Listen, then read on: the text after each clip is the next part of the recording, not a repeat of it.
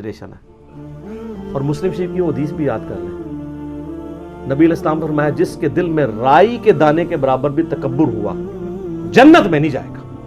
صحابہ پریشان ہو گئے, عرض کیا یا رسول اللہ, بعض اوقات ہماری خواہش ہوتی ہے کہ ہمارے کپڑے اچھے ہوں, ہماری جوتیاں اچھی ہوں, بن ٹھن کے رہنا, ٹشن ٹیٹ. تو آپ نے فرمایا یہ تکبر نہیں ہے, اللہ بھی خوبصورت ہے اور خوبصورتی کو پسند فرماتا ہے. تکبر یہ ہے کہ تم حق بات سے اناد کرو. مجھے پتا چل گیا کہ بخاری مسلم میں نماز کا طریقہ رفع الیدین سے لکھا ہوا ہے, اب میں اکڑ میں آ جاؤں, میں حق سے اناد کر رہا ہوں. مجھے پتا چل گیا قرآن میں ایاک نعبد و ایاک نستعین لکھا ہے, پھر بھی میں بابوں کو پکار رہا ہوں مدد کے لیے, میں متکبر ہوں. حق بات سے اناد کرو, یہ ہے تکبر. اور دوسروں کو حقیر جانو. آپ مہنگے کپڑے ضرور پہنیں لیکن کسی کم درجے کے کپڑے پہننے والوں سے نفرت نہ کریں. اسی لیے دیکھیں آپ کو اسلام نے کتنا پابند کیا ہے. ایک غیر مسلم مسلمان ہوا, اس امریکن, اس نے ترجمہ اس کی کتاب کا میں نے پڑھا تھا, سر تسلیم خم ہے, بڑی رکت انگیز اس کی سٹوری ہے, جس کے میں نے بتایا تھا فجر کے وقت اٹھنے کے لیے اس نے 3 گھڑیاں رکھی ہوئی تھی. وہ کہتا ہے جب میں نماز پڑھنے کے لیے مسجد میں گیا نا تو مجھے اسلام کی اس بات کی حکمت سمجھ آئی کہ نماز میں پاؤں سے پاؤں کیوں جوڑنے. وہ کہتا ہے میں چٹی چمڑی, میرے ساتھ ایک کالا حبشی آ کے کھڑا ہو گیا, میرے دل میں ایک چیز آئی, جب بندہ رکوع میں جاتا ہے کالے اور سفید پاؤں تو بندے کو تھوڑی سی نفرت گھن آتی ہے نا. تو کہتا ہے مجھے رکوع میں جا کے حکمت سمجھ آئی کہ اسلام نے میرا تکبر توڑا ہے, کہ اللہ کی بارگاہ میں پہنچ کے سب برابر ہیں, ایک ہی صف میں کھڑے ہو گئے محمود و یاس. لیکن آپ کے یہاں پہ عاشقان رسول کو اس سنت کا ہی نہیں پتا, ایون آپ پاؤں ملا لیں تو وہ 2 فٹ دور کھڑے ہو جاتے ہیں آپ سے. صحیح بخاری میں 725 نمبر حدیث ہے, یلزقو کے الفاظ ہیں کہ نبی علیہ السلام جب صف سیدھی کراتے ہیں ہمارا پاؤں سے جڑ جاتا. لیکن وہ اہل حدیث والا بھی نہ جوڑے, وہ اتنی زور سے جوڑتے ہیں کہ پاؤں میں درد نکل آتی ہے. جسٹ جوڑنا ہے بس, آپ کا ایک پاؤں سے پاؤں مل جائے کہ بیچ میں شیطان داخل نہ ہو, جو بخاری میں آتا ہے. تو سنتوں کی کتنی حکمتیں ہیں, ان سے محبت کریں. تو اللہ خوبصورت ہے اور خوبصورتی کو پسند کرتا ہے. لیکن یہ ٹشن ٹیٹ آپ ضرور رہیں, لیکن ٹشن ٹیٹ وہ رہیں جو نبی علیہ السلام چاہتے ہیں, اپنی مرضی کا ٹشن ٹیٹ نہیں. وہ ایک بڑی پیاری حدیث ہے, آپ سنیں گے جھوم اٹھیں گے. وہ حدیث ہے جی سنن ابی داؤد کے اندر, مسند امام احمد کے اندر, المستدرک الحاکم میں ہے. ایک صحابی تھے, ان کا نام تھا خریم الاسدی. وہ بڑے فیشنی صحابی تھے, بڑی لمبی لمبی انہوں نے لٹیں رکھی ہوئی تھی, جس طرح آپ کے ادھر پنڈی کے پاس کے ایک پیر صاحب ہیں, انہوں نے لمبے لمبے بال رکھے ہوئے, اور بڑے خوبصورت کپڑے پہنتے تھے اور زمین پہ گھسٹ رہے ہوتے تھے. اب لاڈلے بھی تھے, بڑے فیشن والے بھی تھے, تو نبی علیہ السلام نے ان کو ڈائریکٹ نہیں کچھ کہا.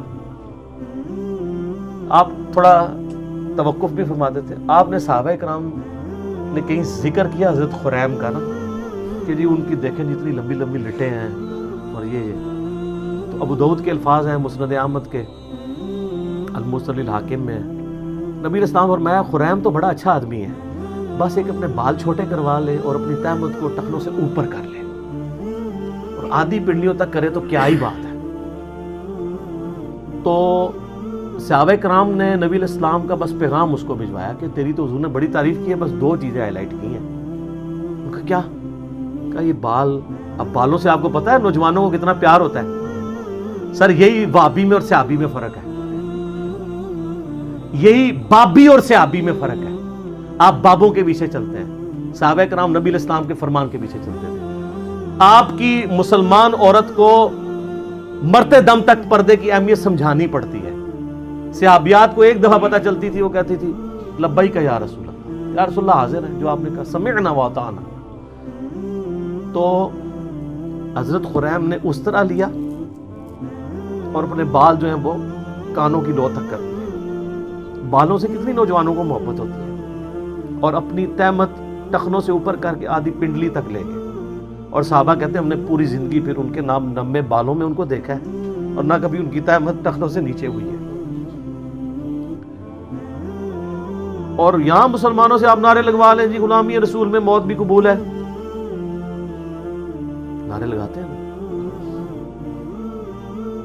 موت قبول ہے, داڑھی قبول نہیں, فجر کی نماز جماعت سے قبول نہیں, ٹخنے ننگے کرنا قبول نہیں ہے, ماں باپ مخالف ہو جاتے ہیں، پتہ نہیں کیا کیا نام رکھنا شروع کر دیتے ہیں، لوگ ہمیں کیا کہیں گے، لوگ ہمارے بارے میں باتیں کریں گے، تو سر پھر جنت آسان تو نہیں ملنی، یہ ابھی تو نہیں آپ کو پڑھایا گیا، بخاری مسلم میں حدیث ہے تم مومن ہی نہیں ہو سکتے جب تک کہ میں تمہیں تمہارے ماں باپ، تمہارے بیوی بچوں، سب لوگوں سے بڑھ کر عزیز نہ ہو جاؤں۔ اور بخاری مسلم میں حدیث ہے ایمان کی حلاوت اس نے چکھی جس کو اللہ اور اس کا محبوب صلی اللہ علیہ وآلہ وسلم دنیا میں سب سے بڑھ کر محبوب ہو گئے۔ اس میں اللہ از دا ٹاپ پرائورٹی کی بات ہو رہی ہے، صرف محبت کی نہیں۔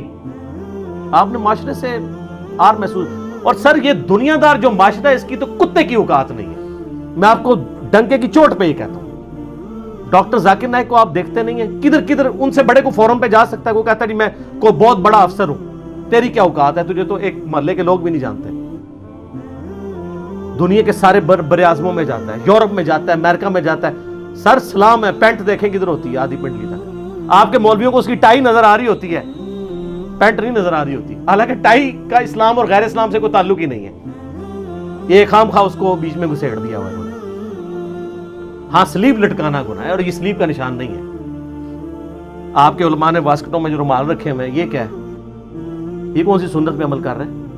اور زرگ بر جو گونے پہنی ہوئی ہیں، خام خواہ چڑھ دوڑتے ہیں یہ ڈاکٹر ذاکر نائک، اور ڈاکٹر ذاکر نائک کے برابر ہو کے بتاؤ تم لوگ۔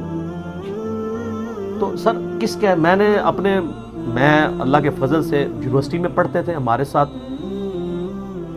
درجنوں اسٹوڈنٹس تھے جن کی شلواریں ٹخنوں سے اوپر ہوتی تھی، حالانکہ میں اس وقت کٹر بریلوی تھا اور میں اسے اہل حدیث اور دیوبند کی نشانی سمجھتا تھا، لیکن چونکہ سنت تھا ٹخنوں سے اوپر رکھتے تھے ہم۔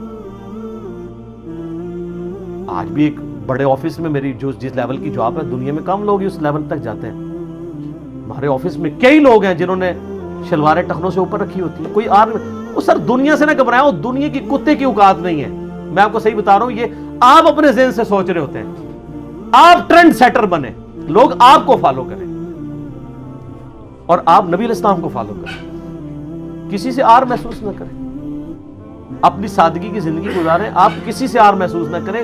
کوئی کچھ نہیں کر سکتا سر، اگر آپ میں ٹیلنٹ ہے تو اللہ تعالیٰ آپ کو کہاں سے کہاں پہنچائے گا، ان چیزوں کے اوپر کچھ نہیں ہوتا۔